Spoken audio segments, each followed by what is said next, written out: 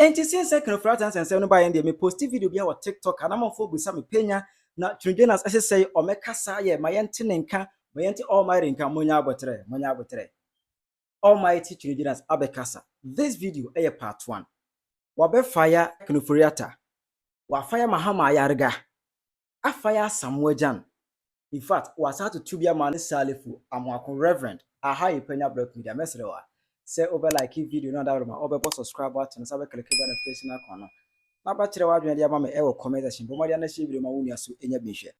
Ofori Atta nsensem ba ye Twene Jonas won kasa ye Penyah ma yente nenka Twene Jonas ase dai abusia ene me na manam ko page Twene Jonas e live streaming so na Twene Jonas e kasa no ne kasa hyase na se obo gumbi na gumbi no ne fa Asamoah Gyan ho. Never do it. I will never do it. Medimisika be investment. What do I say? An investment in the profit abremi. What do I say? Timindi mechanical crash the way a brantia ubinyini. And a way bema way a qua unyinia on your bar no afa fun afrefre nkofo. Mun say o send me kiska kra mun say na I say you are on your own obi ameboa oba de say dey am plan for bebrebe. Kwadwo and of friend no one file of Kwame Befa. What I say? Oh, on our bar of a full freshman who see I know you scared you. One Casano, one alcohol friend, or for an hour, mammy, another pan alcohol friend. Adisia. And it is better to be sensible when I win ya a Juma discabro. Nadachi said you man flew sa Sikana Boan on what media be a boa. Dan said, wouldn't you have a command man or better now be soon? Asamoah Gyan say, no banner, man, I am onion packet 12. A banner, Jim Yapadiana, Wadani, a concert petty, and so a comedian or so a deal, and I could for my dad and say, medium much, Cheney dear. What does he almost money $5 million? Oh no, in the can be, Cheney dean and free. And I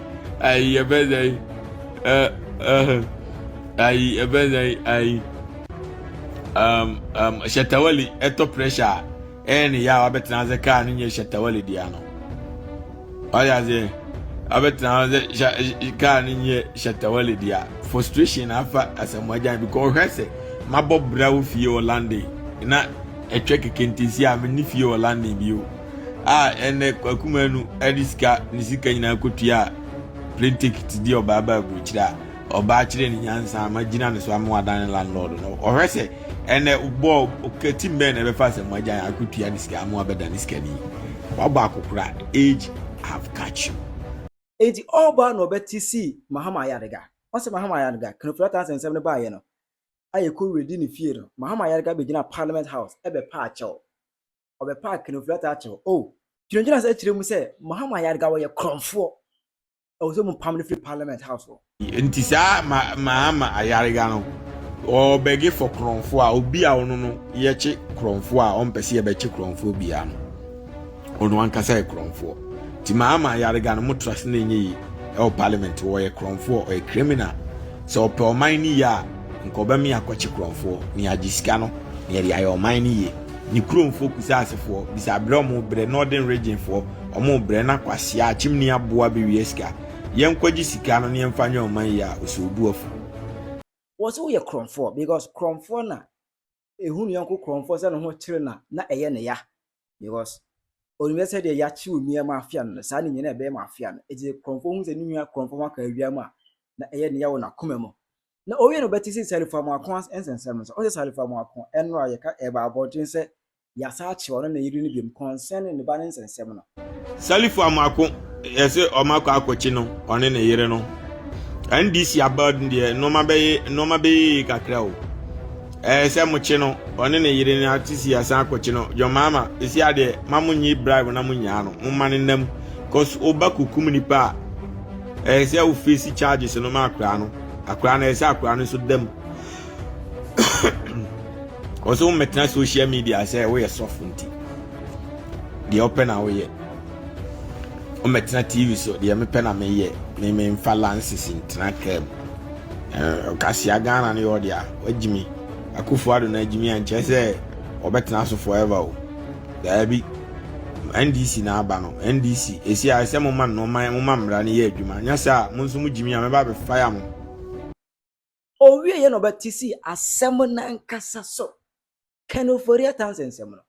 moment mase kan Ofori Atta ne akufod na mo mu dwan moment mase asem ne et simple entiatia ni nyina ne se mumna mechiri mu sika amojeje ye taxes amore ba ye sika munya ne mumna mechiri mu so oh okay sika de jeje ye ye de ko to hwiba do ba akufod ye de ko ye wi mumna mechiri mu eno so mu dwane minority for na mo patch o makine de Japan ye first ken Ofori Atta no any NPP for ni nyina no they are very stupid, they are very shameful people.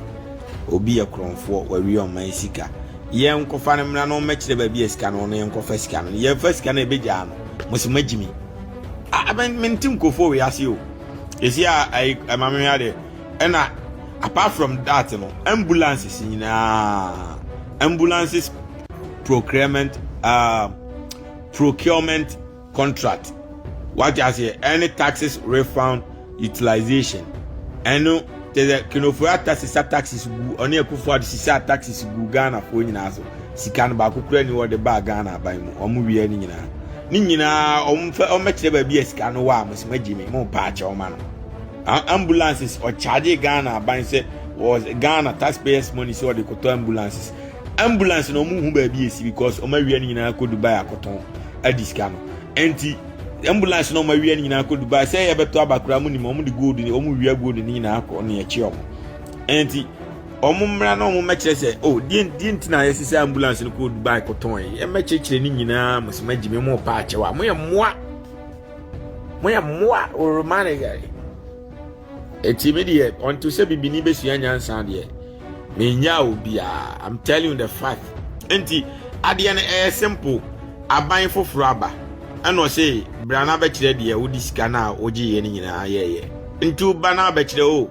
meji sika no me de ye wei meji sika no me de ye wei meji sika no me de ye wei unya kire wi a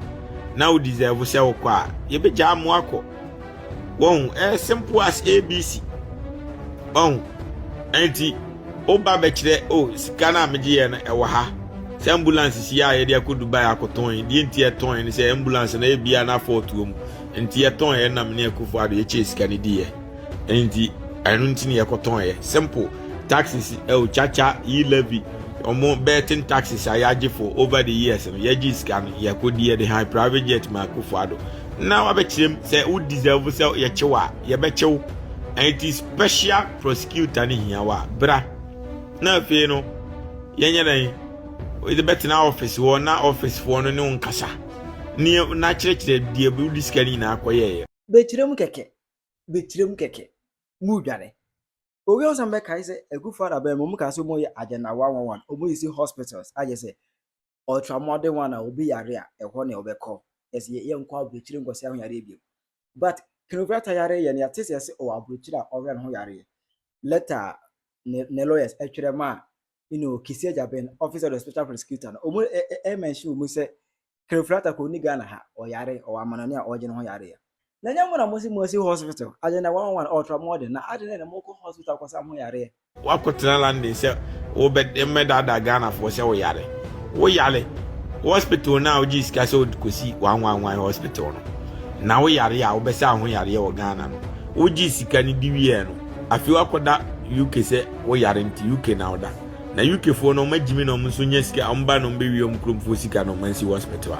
enka hena wo yare abekọ se wo kwa akosa ho yare ti wonto se bibini besua nyansa de ye bebrew enti broken heart for no de me say omo ye moa boga for na broken heart achi omo no nyina ye moa enti broken heart achi wa next time